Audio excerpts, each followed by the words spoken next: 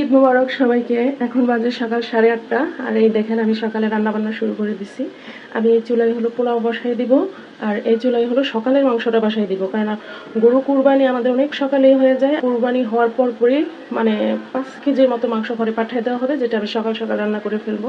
আর যেটা বড় সড়ো রান্না হবে সেটা দুপুরের দিকে হবে। একদম সব মাংস যখন কাইটা নিয়ে আসবে তখন মূলত সেগুলো হবে হাড্ডি।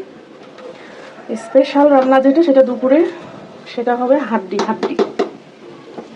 হাড্ডি মশলা দিয়ে দিছি, গরম মশলা, আস্ত গরম মশলা আমি দিয়ে দিছিলাম।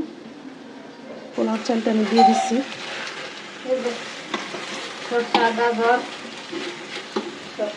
আর এদিকে শসা, গাজর, টমেটো, সালাদও কাটা শেষ।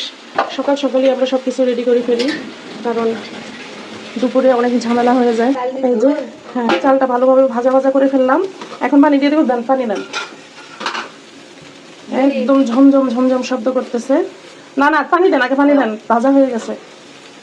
এই যে চাল ভাজা হয়ে গেছে, পানি দিয়ে দিলাম।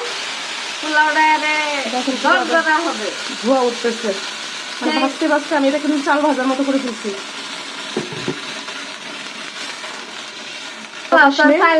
বাদাম মতো করার নাকি, নইলে পোলাওটা দরদরা হয় না। ঝরঝরে হয় না। আর পলক আসলে পরে আমরা গাজর দিয়ে দিব। এই যে গাজর কেটে রাখছি,